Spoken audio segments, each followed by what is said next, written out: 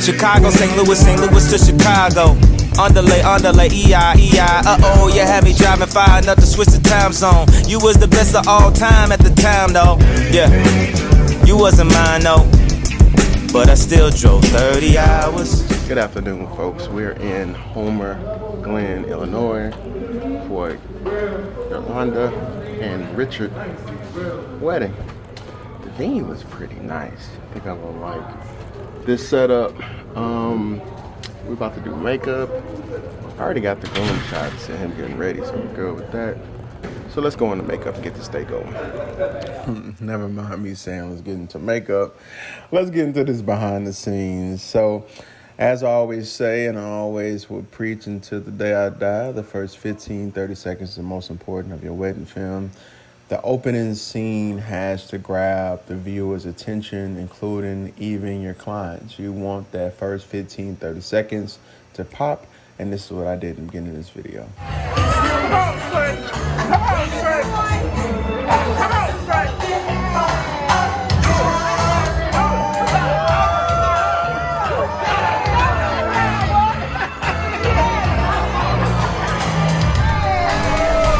CinematicBams film. So first things first, we have to establish location. We're in Homer Glen, Illinois. This is about 30 minutes, 20 minutes outside of Chicago, pretty much. I love the outside of the venue. It was beautiful pulling up to it, so I definitely had to make sure I get that. Whether the client is paying you to use your drone or not, it's just like American Express. I don't leave home without it. I'm putting my drone up, no matter if they're paying for it or not. It goes with the actual film. Then I threw in some B-roll. I did like how the way that the roses were set up, right where they were standing up in. I'm also going to throw in some video of the actual guests themselves while they're sitting there before the ceremony gets started. Now we're on to the groom. Shooting a groom, like I always say, is really simple. Shooting a groom, getting ready. What I try to do is I try to make it interesting with the sound. The sound is important at this point because he's about to make his grand entrance coming into his wedding. So I want to make sure he has this moment before he comes in. Shooting at 4K, 60 frames. I don't know if I'm going to slow it down or not, but just in case if I want to, you have to shoot at 60 frames. Double the shutter speed also at like 125, 120, you're fine as well, just in case you want to slow it down. Now, this particular wedding, full disclosure, I was not able to attend the ceremony rehearsal. They didn't get a chance to actually do it at the venue. They did it at someone's home. So I didn't really want to go to someone's home for the rehearsal because I'd rather be in the venue. So everything that you're seeing is the first time I've seen it too. So I just had to be prepared. I did use the raw audio with the groom and his dad coming down. It was epic, man. It was a moment. And the reason why I want to use the raw audio is so you get the crowd noise, you get the authentic sound on that moment. They get to relive that moment authentically the way it was and the way it was intended. So I didn't import any music. I felt like the actual raw audio out of the camera was way better. So this is a good teaching moment. You have to keep in mind when your clients are booking these venues, they're booking them for the look. They're not mindful of the lighting. They're not mindful of the natural light. They're not mindful of how dim it may be for video, but that's why they're paying you. So in this moment, that's why it's very important to use log if it's on your camera. Log gives you full control over the colors. It even gives you full control to brighten it where you don't have to worry about the noise if you're cranking up your ISO and things of that such. So keep in mind when you walk into these venues and you're like, man, it's dim. It doesn't matter. If you use log, you can fix it, or you can just put up some lights, which I thought about, but I was like, nah, I just use the natural lighting here and I'll play with the colors and I'll make it look how I want it to look. Now, to the film. Now, remind you, I did not go to the rehearsal, so I did not know how they were coming down. I didn't know they were all coming down together, so I wanted to get creative.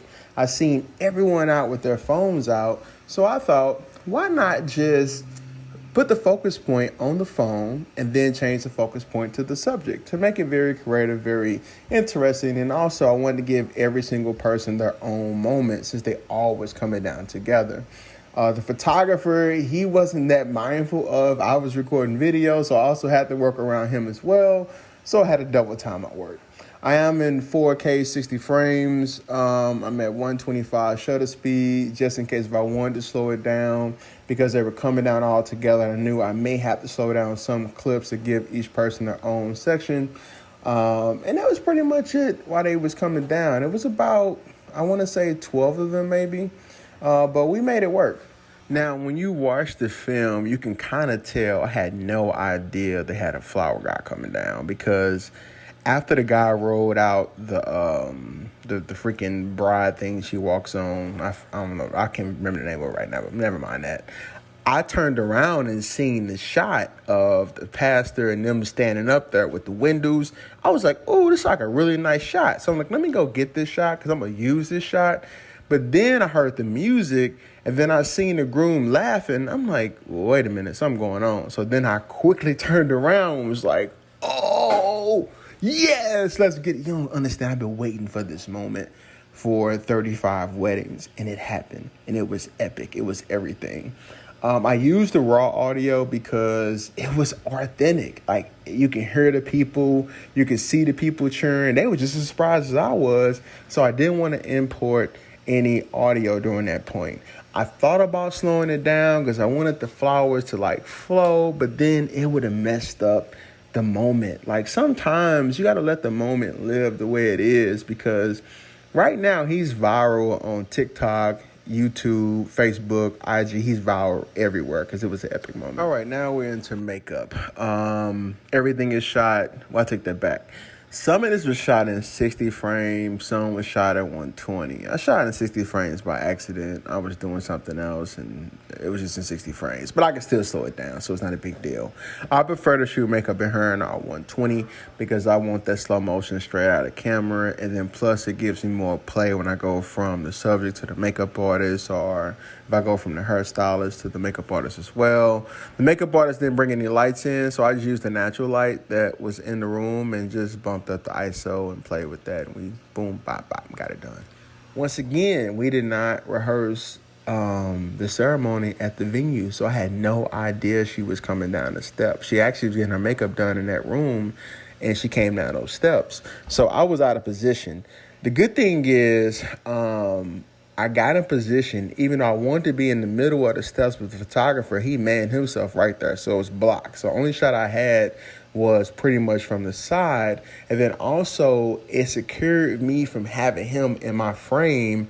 And then I just made it work from there. And then she came around to grab her son. Man, it was just so epic. It was such an epic shot. I was so shocked she came down them steps. So I'm guessing she didn't have on any heels, because all I was thinking in my mind is, please do not fall down these steps. Please don't. But it worked out perfectly. Her son brought her down, passed her off to her dad, then we got into the ceremony. All right, this is a great teaching moment, because remember, the venue is kind of dim, so naturally you will want to crank your ISO up, but then you crank your ISO up, now those windows are blown out because you cranked your ISO up too high, and then also you won't be able to see the detail in the flowers, because you crank your ISO up because you're so worried about it being dim that you want to make sure it's bright. Now everything is blown out. So what I did was I just trusted my log. I basically dialed down everything to make it a little bit dimmer, because I knew I can control the contrast, the highlights, the exposure, when I go to color grade it. So that way I can still get the detail of the roses. I can still get the detail of the curtains. And then the dope thing about it is, since it was probably around 5, 6, it was starting to get a little dark. And then also there were some colors that was shooting on the window that gave me some colors on the window while I was able to color grade it. So I didn't make the color in the back. That naturally was the way it was. I did switch everything to 23, 24 frames, and you want to do that during the ceremony because of the size. Yeah, you're going to render it in 24, 23 frames anyway, but 60 frames and 23 frames is two different sizes. If you shoot everything in 60 frames, you're going to have, you're going to take up a lot of space on your camera and on your card. So you can just really quick switch it to 24 frames. You're better off doing so.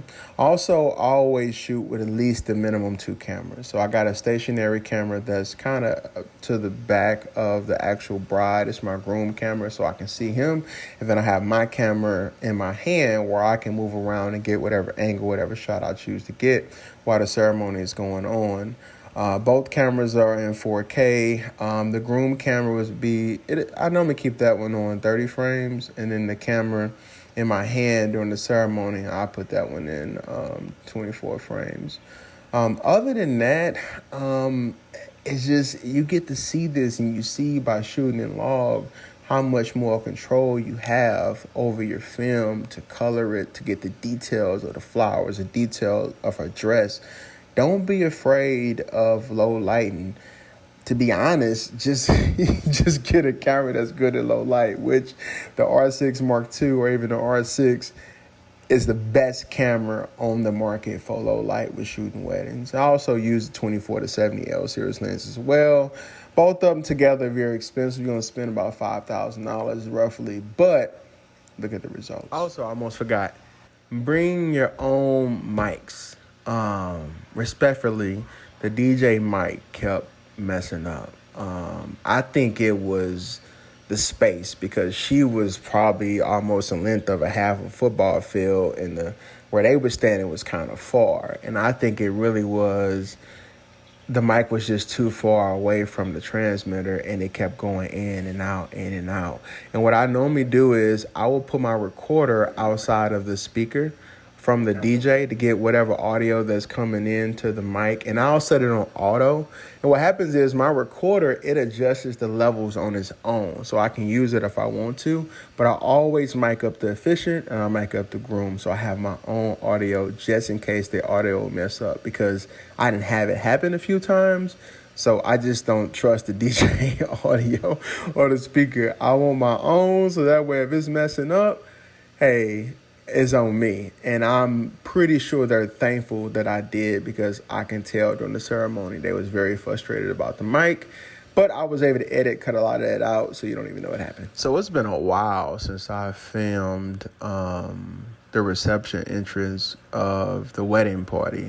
Most of the time they come in as a group. You know, the groomsmen come as a group, the bridesmaids come as a group, or the grooms and the bridesmaids come in all together, then the bride and groom comes in. But this time they came in separate, and she announced everyone's name. So I used the raw audio during this part because I wanted to hear her, call them in and things of that such. And I just tried to limit the time that I allowed their clip to run, because the wedding ceremony was very lengthy, and I was trying to keep this under 30 minutes, under 35 minutes, even though it ended up being 37 minutes.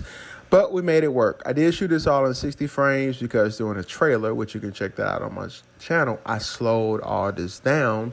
But in the film, I didn't. So that shows you that sometimes you can use the same clip twice for two different things. So shooting in 60 frames does help. Then getting into the bride and the groom coming in, I did the same exact thing. I just used the raw audio. I let it run. I feel like it was more authentic for them. It's always going to allow them to go back to that moment 5 years from now, 10 years from now, whenever they want to view this. It could be tomorrow. They're on their honeymoon right now, and they're already viewing their wedding film. So getting it back to them is very important. The quicker the better. That way they refer you to more people. All right, the garter removal, for me it was simple. I'm on my gimbal. I just want some movement during this. The reason why I'm on my gimbal is because, one, I know I'm going to move around because I may use this part in the beginning of the film. I don't know. It depends on how it goes. So I shoot it a certain way where I don't expose the bride too much right in the beginning of the shot, just in case if I want to use this in the beginning of the film, which I did use a portion of this in the actual trailer. So then we move over to the bridal toss of her tossing the bouquet. Same thing, I'm still on my gimbal. It was already on, just let it go. She did her thing, so we went ahead and let it rock. I'm in 60 frames on both of them, just in case if I want to slow it down as well. And then we went into the first dance, 60 frames. I'm very simple with it. I did import the audio during the slow dance. I did import the audio on the first dance. It just was better. Plus, I have more play with the cuts and make it to be how it is. Other than that, that's it, man. The extended film is over an hour. Is so much went on that day where I had to cram everything into 37 minutes. But, man, this turned out really great. This is definitely one of my top 5 weddings. Make sure you view this wedding film if you haven't. It's on my YouTube channel. It's on Facebook. It's everywhere. Also, make sure you check out the trailer. It's pretty dope.